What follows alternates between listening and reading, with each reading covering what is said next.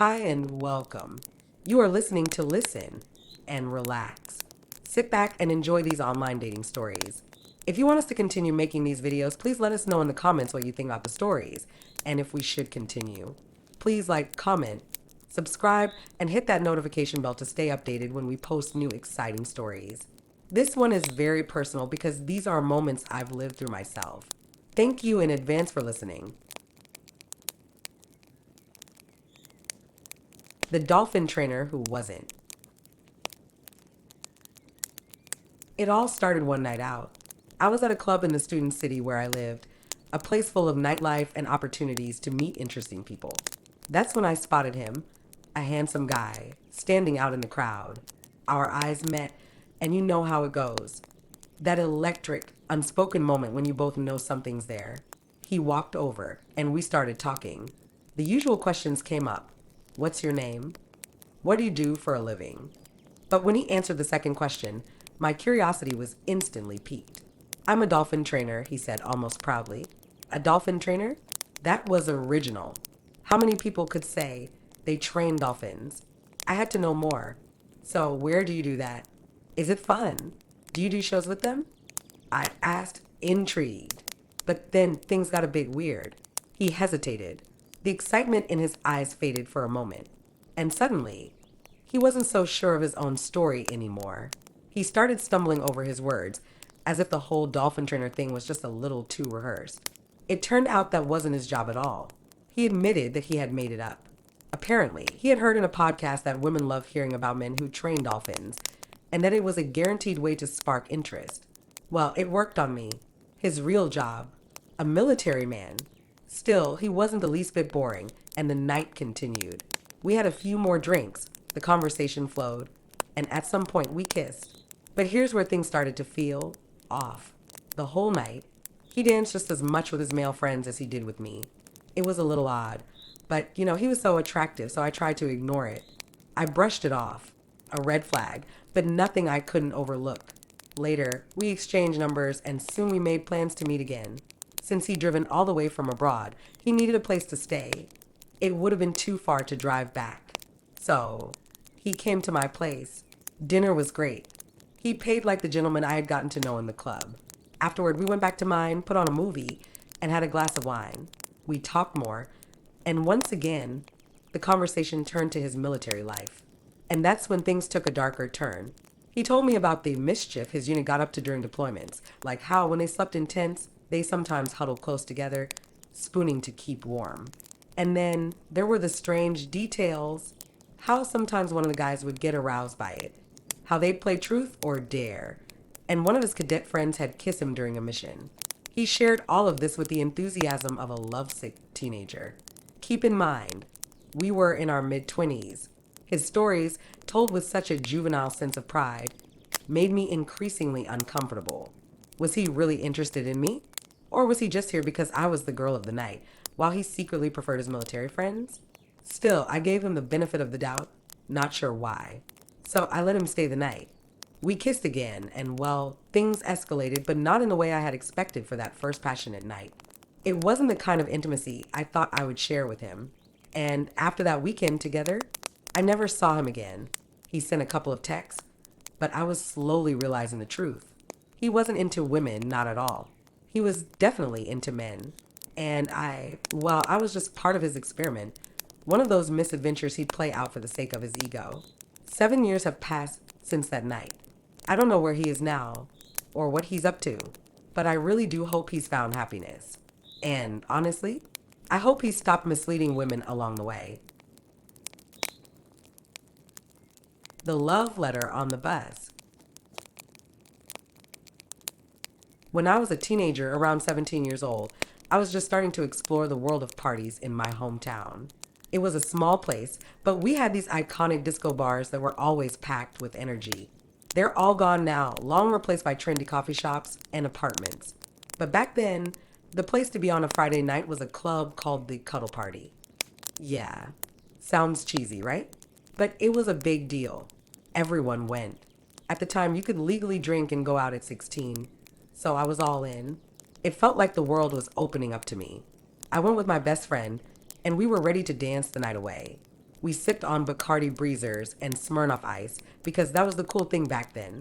We were in that stage of life where we were just figuring out what it meant to be out in the world, meeting new people, and having fun. It wasn't long before a guy approached me on the dance floor. I didn't know him, but he looked about my age, maybe a year or so older. We didn't talk much, but the music was loud and we were both caught up in the rhythm. We started dancing, and before I knew it, we were kissing. Just a sweet, innocent kiss on the lips, nothing too intense. I was still young, still naive, and it felt like nothing more than a fleeting moment of fun.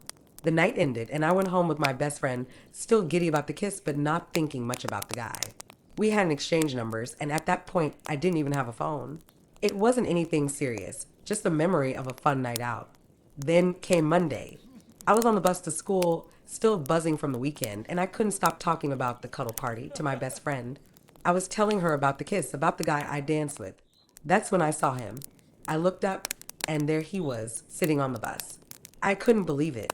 How was it possible that the guy I'd kissed was now on the same bus I took every day to school? I couldn't have seen him before. Could I? Was I imagining things? I brushed it off, thinking maybe I'd had too much breezer, and went on with my day. But the next day and the next, I kept seeing him on the bus. He was always there, sitting just a few seats away, staring at me in the creepiest way. It was like he was watching my every move, and the more it happened, the more uncomfortable I became. Something didn't feel right. And then one day, it happened. He walked up to me on the bus, and without saying a word, he slipped something into my hand. I didn't know what to expect. When I looked down, it was a letter. A love letter. It was from him, the guy I had kissed that night at the party. I opened it, and as I read his words, my heart sank. The letter was filled with declarations of how crazy I made him, how he thought about that night nonstop, how it had been the best night of his life. And the final line, well, it was a lot more intense than I could handle. He wrote that he hoped one day we would get married. I was in shock.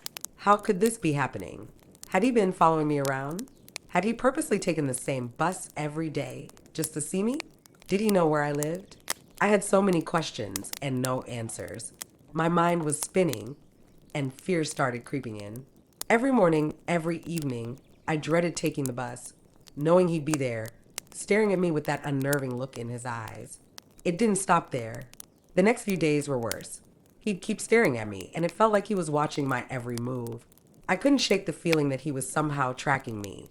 It was as if he was waiting for me to respond to the letter. But what was I supposed to say? How could I tell him to leave me alone without making things worse? I didn't know what to do. So I started asking around, trying to figure out who he was. And that's when I learned something that made the whole situation even more unsettling. Apparently, he had a mental disability. He wasn't malicious, but it made the situation even more complicated and, honestly, more heartbreaking. I hadn't noticed any signs of it when we danced, and I felt a mix of guilt and fear. I had no idea what he was capable of or what was going through his mind. One day, he came up to me again. He asked if I had thought about his letter and his proposal. I didn't know how to respond, so I tried to be as gentle as possible. I politely told him that I wasn't interested, that I didn't feel the same way, and that I hoped he would understand. He nodded, but I could see the disappointment in his eyes. It felt like he was really hoping for a different answer. For a while after that, I kept seeing him on the bus, and it felt like he was following me home. It became harder and harder to leave my house, to go out in public, without feeling like he was there, watching me. But then one day, just as suddenly as it had started, he was gone. He never got on bus again. I never saw him after that. To this day, I don't know who he was, where he came from, or where he went. Did he really plan at all just to get a kiss that night? Was it all part of some larger fantasy in his mind? I still wonder about him, and part of me is glad he's no longer in my life. But another part of me hopes he's doing well wherever he is. The Portia and the expectations. I met this guy on Tinder. Now, I've always had a bit of a love-hate relationship with dating apps. Honestly, I'm not the type to have long, drawn-out conversations over text. To me, texting is just boring, and let's be real, dating app conversations can be painfully dull. How's your day going? Where are you from? What do you do for work? Ugh, it's like a script. So I tried to avoid those endless back and forths. Instead, I prefer to meet up quickly in person, where you can actually get a sense of who someone is beyond their profile. This guy, though, seemed different. His messages were brief but engaging. He wasn't a professional texter, which I appreciated, and his personality came through more in the short chats we had. He wasn't drop dead gorgeous, but he was decent looking average in a way that made you want to look twice. A little older than me, a businessman, and importantly, respectful, funny, and we seemed to share a lot of the same interests. I liked that. So we decided to meet up for dinner. He insisted on picking me up, which I thought was sweet.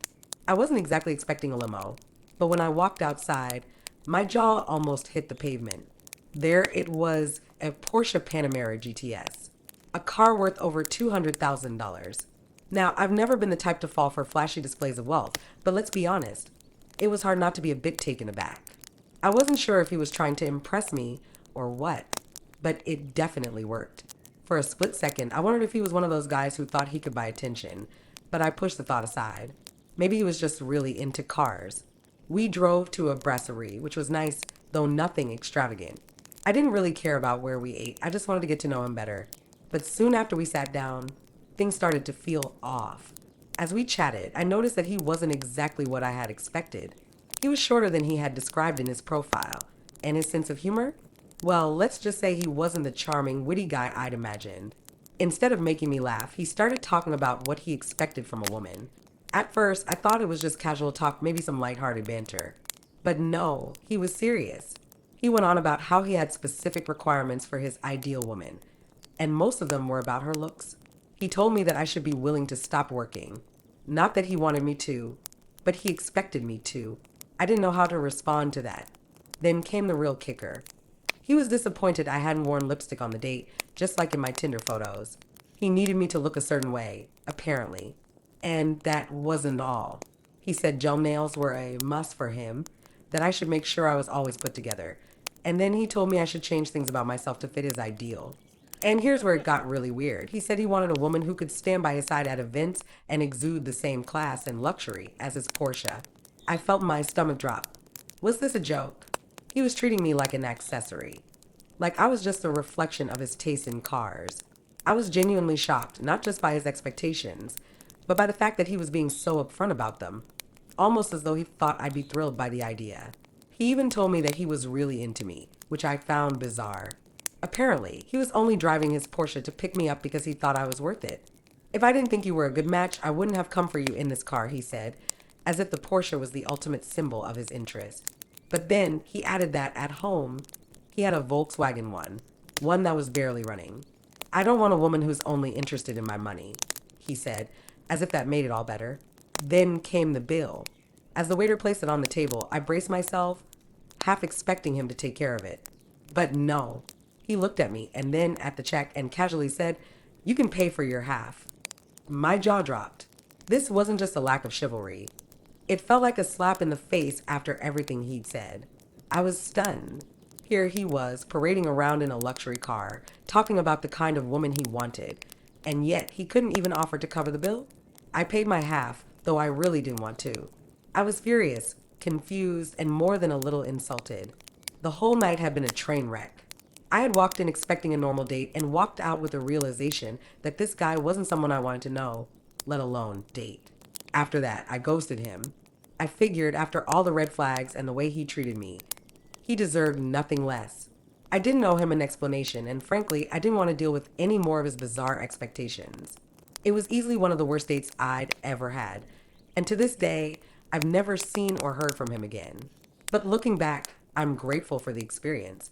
It reminded me to trust my instincts and to never settle for someone who treats me as a reflection of their own ego, rather than as an individual.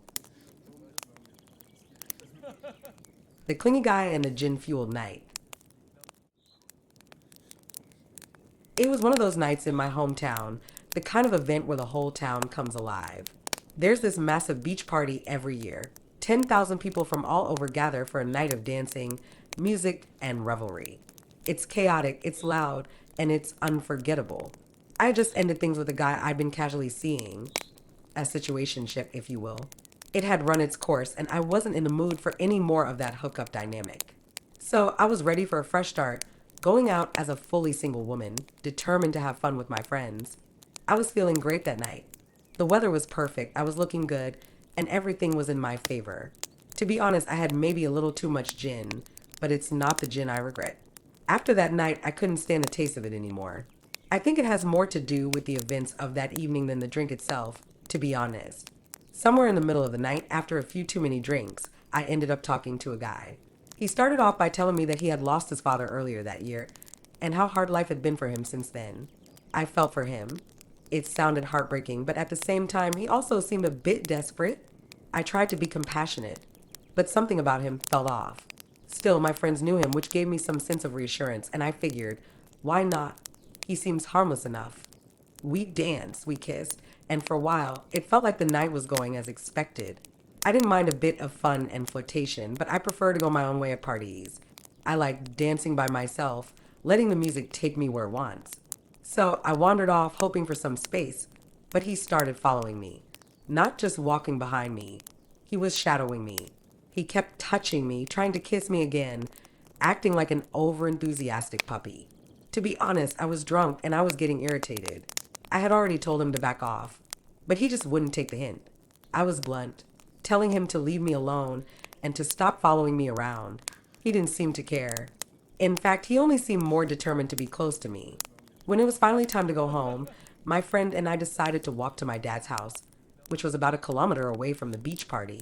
I told the guy he didn't need to follow us, but he insisted. I kept brushing him off, but he wouldn't take no for an answer. He stayed a few steps behind, lingering, like a shadow. It wasn't until my friend physically pushed him away, telling him to leave us alone, that he backed off. He didn't stop there though. He still hung around a bit further down the street, watching us walk. I couldn't believe it. I didn't want him to know where I lived, so I did my best to shake him off. As soon as we got home, I started getting texts. We had exchanged numbers earlier in the night, and now he was bombarding me with messages. He told me what a great time he had with me, how beautiful and sweet I was, and that I was his dream woman. I didn't respond. I was exhausted from the night, still processing the whole thing, and I fell asleep. But when I woke up the next morning, the text had gotten weirder. He started talking about a future together.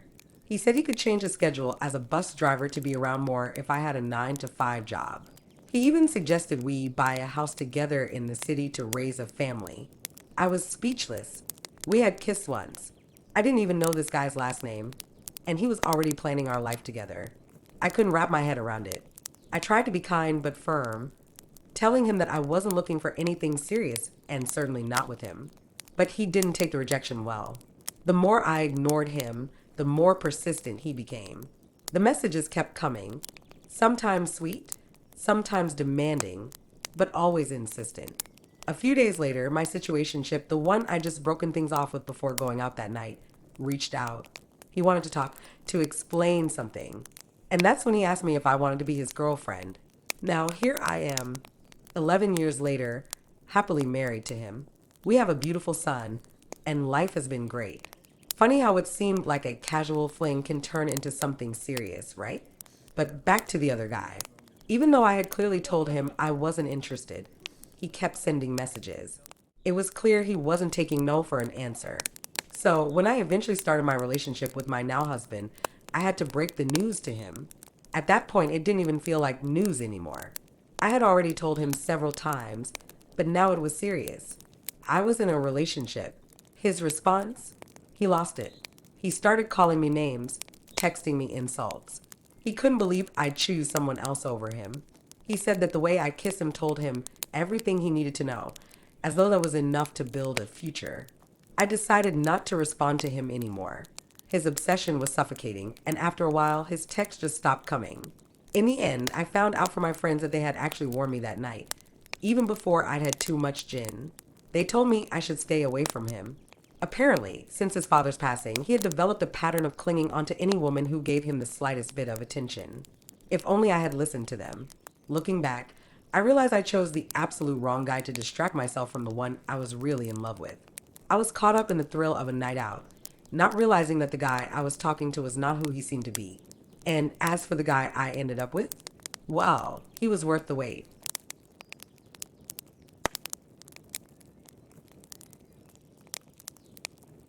The worst date ever. A Tinder nightmare. I thought I had found someone great. We matched on Tinder, and his profile looked promising. He was athletic, relatively good looking, and seemed intelligent. He worked in a government accounting position, stable, responsible. Everything seemed perfect on paper. Our conversations were engaging, full of shared interests. It felt like we clicked immediately. Now, we all know that texting is one thing, but meeting in person is an entirely different beast. So I suggested we meet up. He lived in a different part of the country, but we agreed to meet in the city where I lived. He mentioned he wanted something healthy and special, so I spent a good amount of time searching for a unique restaurant. Finally, I found a place where they served fresh, healthy food from a buffet. You'd pick what you wanted, and at the end, they weighed it, and that was how you paid. It was an interesting concept, but honestly, the food wasn't great. However, the conversation was nice enough. Nothing to complain about there. Yet something was missing. The chemistry wasn't there. I couldn't put my finger on it, but I just wasn't attracted to him at all. He was great on paper, but in person, no spark. He dropped me off at my place afterward, and I thanked him for the evening. We texted a little in the days that followed, and then he asked if I wanted to meet again. This time, he would plan something in his city. I thought it through, and after considering it, I gently told him that I didn't feel the chemistry and wasn't interested in pursuing anything romantic. I thought I had made myself clear during the date and the text after, but apparently I hadn't been direct enough. He was shocked, no, furious. His response was not at all what I expected.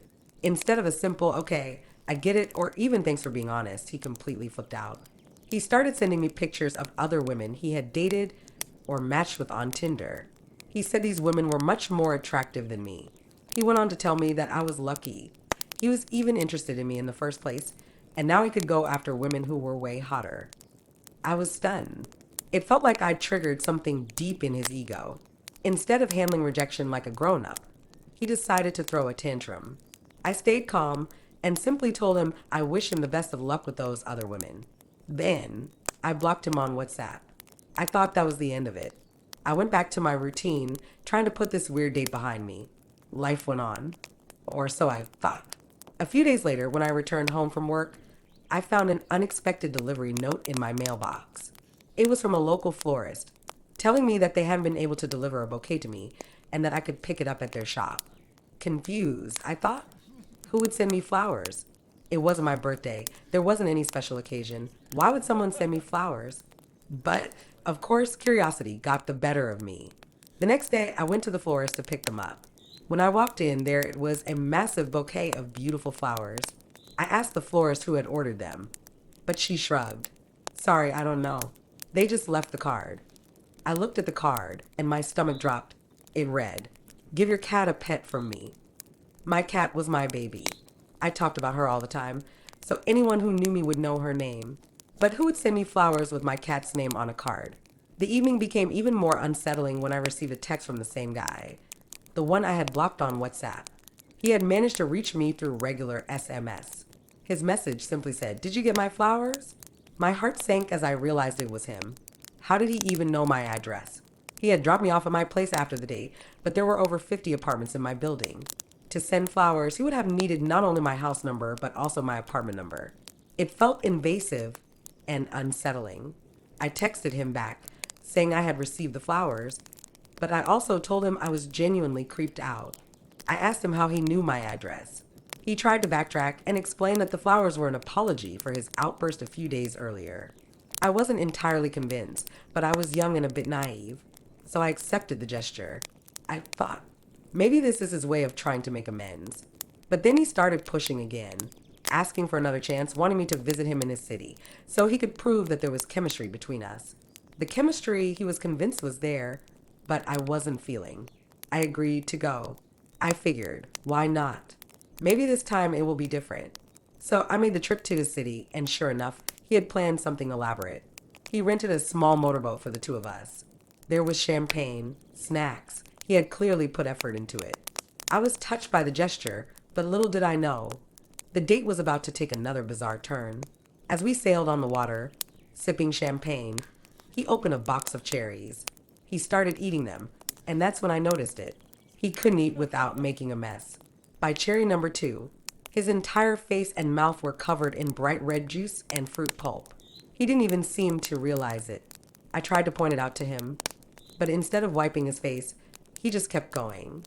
It was disgusting. My attraction to him plummeted further. The chemistry, which had been non existent from the start, was now completely gone. I just couldn't stop thinking about how gross it all was. After the boat ride, I thanked him for the date, but again told him I didn't feel any connection. This time, his response was a bit calmer, but I could tell he was still holding on to the what ifs. That should have been the final chapter, right? 7 years later, though, I still hear from him. He checks my LinkedIn profile a few times a year. You can see who views it, and occasionally, he sends me a happy birthday message. He's married now with a child. I hope they're happy and that he can leave me in peace. But honestly, I'm just hoping he finally takes the hint and moves on. The worst date abroad. The red flags I missed. I've been studying abroad for a while, and like most students in a new country, I went out a lot. One night, while out with friends, I met a guy who seemed nice enough. He was handsome, had a decent job, and appeared to have a pretty normal life. On the surface, everything seemed to be going well. I was studying for my master's degree with a group of people from my home country, and we were all navigating this new life together. We went out pretty often, and this particular night I met him. We hit it off right away. He was charming, easy to talk to, and we started dating not long after. Everything was fine at first, normal dates, normal conversations, and normal nights out. But then, things began to shift. We decided it was time to take the next step. I invited him to my student flat, where I lived alone, thinking it would be the natural progression of our relationship. At first, everything seemed fine. We were kissing, everything felt intimate and normal. But then, without warning, he suddenly positioned himself on top of me. Before I could even process what was happening, his hands were around my neck, squeezing. I froze. I couldn't breathe. I felt trapped. The world seemed to spin around me as panic set in. It happened so fast that I didn't know how to react. I screamed as loud as I could, pushing him off me with everything I had. My heart was racing. My mind was a blur. I didn't even know how to make sense of what had just happened. When I finally got the words out, I asked him to leave. He seemed taken aback but complied, quietly leaving my flat without another word. The whole situation was surreal, like I had just woken up from some nightmare. I felt disoriented, humiliated, and most of all, unsafe. The next day, he texted me an apology. He claimed that he thought I'd like it, that it was something I wanted too. As if what he had done was something I could have ever wanted. It was such a violation of boundaries that I was beyond disgusted. I felt sick to my stomach just reading his message. I wasn't about to let this slide. A few days later, I invited him to meet me again, but this time, I brought along some of my closest friends from the student group. I wanted them to see for themselves what kind of person he really was, because deep down, I knew I had ignored some red flags along the way. It didn't take long for my friends to pick up on what I had missed. They didn't mince words. They all immediately saw how off he was, how uncomfortable the vibe was, and how manipulative his behavior had become. They weren't shy about voicing their concerns either. They made it clear that he wasn't someone I should be associating with. After that, I knew there was no going back. I cut things off completely, telling him I was done. The truth was, it wasn't even about what had happened that night. It was the feeling of betrayal, the violation of trust, and the way he seemed to think his actions were acceptable. I was better off without him. In the end, it was the right choice. I learned a lot from that experience, including how important it is to listen to your gut and to trust your instincts. Sometimes the red flags are clear, but we just need to learn to see them before it's too late. It was a tough lesson, but it was definitely better to walk away from him than to ever let him back into my life. A night that took a dark turn. The red flags I ignored. I had recently become single and naturally went out to enjoy myself and get back into the swing of things. One evening, I met a guy at a local cafe. He was charming, funny, and seemed like someone I could have a good time with. We danced, laughed, and it felt like everything was going perfectly. My friend, who was with me, also hit it off with his friend, so the night was shaping up to be a lot of fun. After a while, we ended up going back to their place. As we were hanging out, I noticed a magazine on the coffee table with a girl on the cover. I recognized her immediately. She was in my class at school. I pointed it out and said, "Wow, that's funny. She's in my class?" The guy casually remarked, "Well, in that case, you should introduce me to her sometime." At the time, I thought it was just a weird comment, but nothing too alarming. After all, it was just a bit of harmless banter, right? I brushed it off, not thinking much about it. We had a great time that evening, and the next time we spoke, we decided to meet up again. This time, I agreed to go on a proper one-on-one date. I was still in college, living in a student flat not far from him, so it seemed easy enough to meet again. I suggested we grab a drink or maybe take a walk, but he turned both options down. He wasn't interested in something as simple as that. Instead, he said, "Why don't you just come over to mine again? You already know where I live." I wasn't comfortable with that suggestion. I told him that I'd rather meet somewhere public for a first date. But then he dropped a comment that should have raised red flags for me. He said, "I don't really have money to go out, but I've got some great movies at home. You're welcome to come watch them for free." It was a poor excuse, and looking back, I should have trusted my gut and said no right then. But after a bit of pressure, I gave in, thinking it would be harmless. But once we were at his place, things quickly took an uncomfortable turn.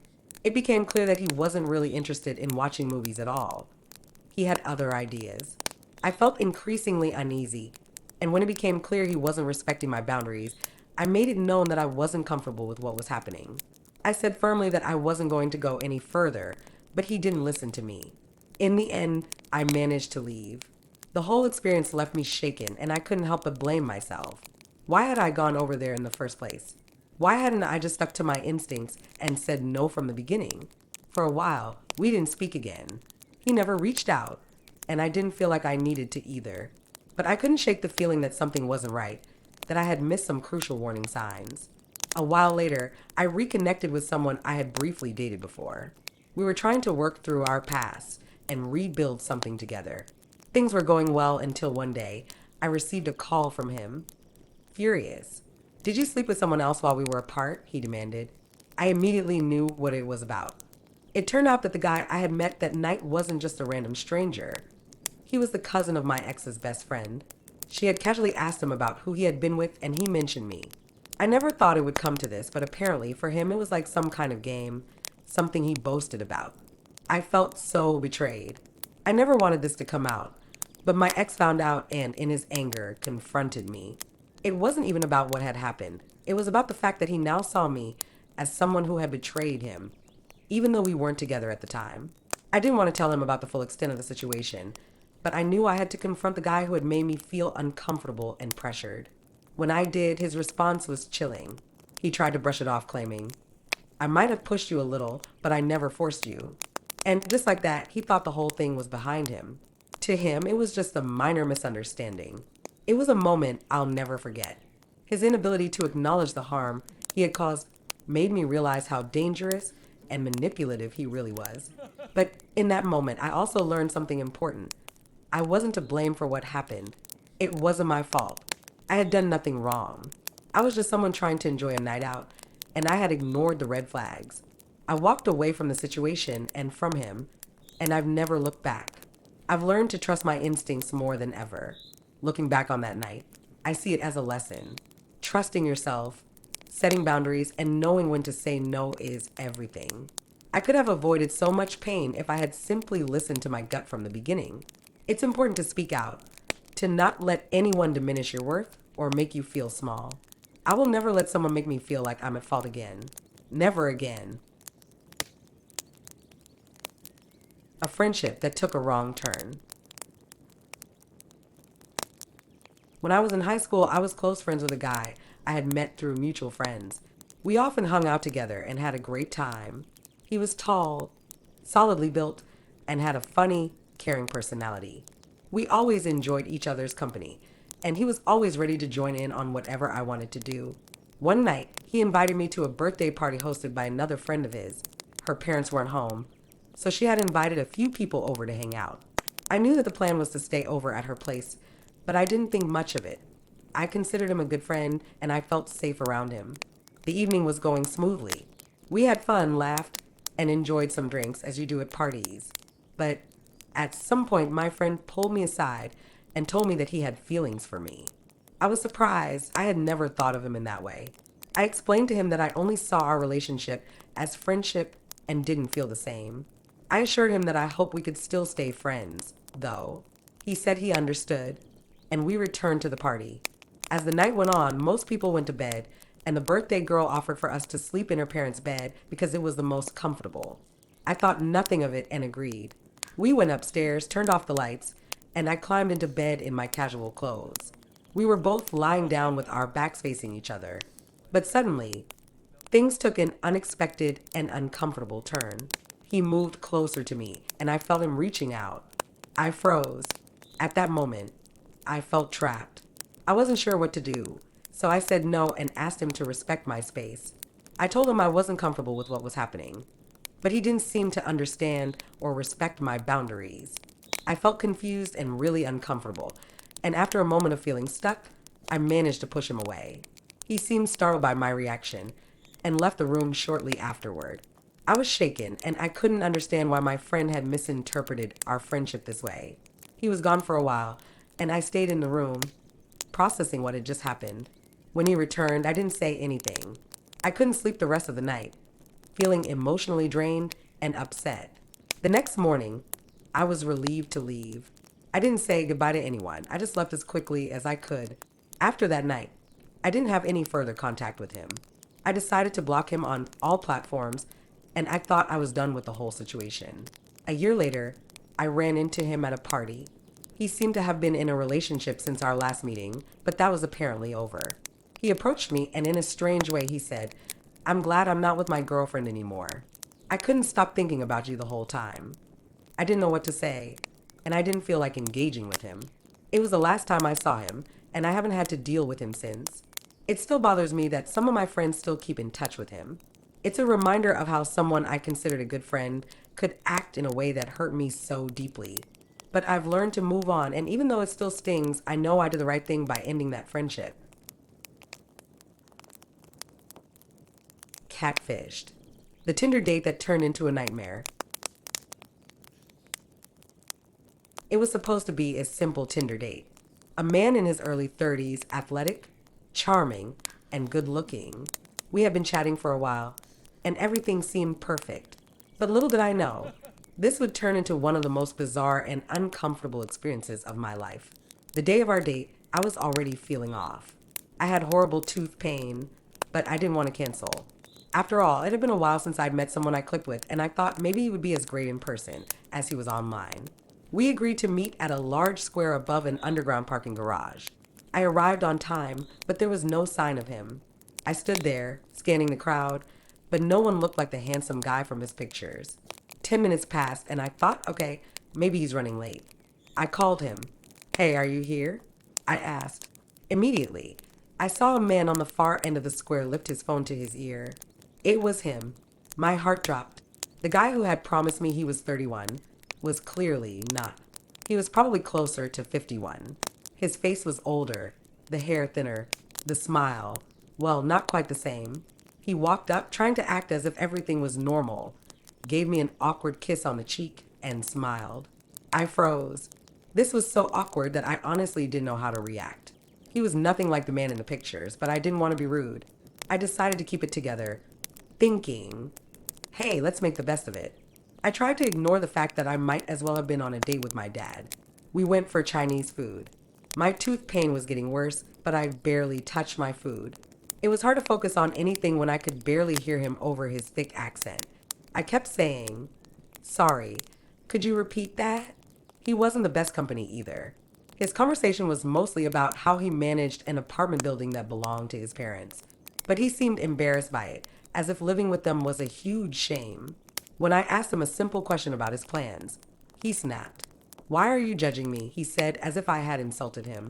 I wasn't judging, but I sure wasn't enjoying this date. After what felt like hours of painfully awkward silence, we walked back to the square. He'd parked nearby, and I was ready to walk home. Then came the most shocking part of the night. "Can I come up for coffee?" he asked. I was stunned. I had just spent the last 2 hours with a man who had lied about who he was, treated me terribly, and had barely said anything interesting. And he thought I wanted more time with him. I quickly made up an excuse. I'm in a lot of pain. I just want to go home and sleep. He got angry. You're a waste of time, he muttered as he stormed off. I stood there for a second, still in disbelief. Once home, I blocked his number, unmatched him on Tinder, and swore I would never make the same mistake again. And thankfully, I never heard from him again. Thank you for listening to these dating stories. Hopefully, you enjoyed them. Please like and subscribe if you want to hear more of my dating experiences.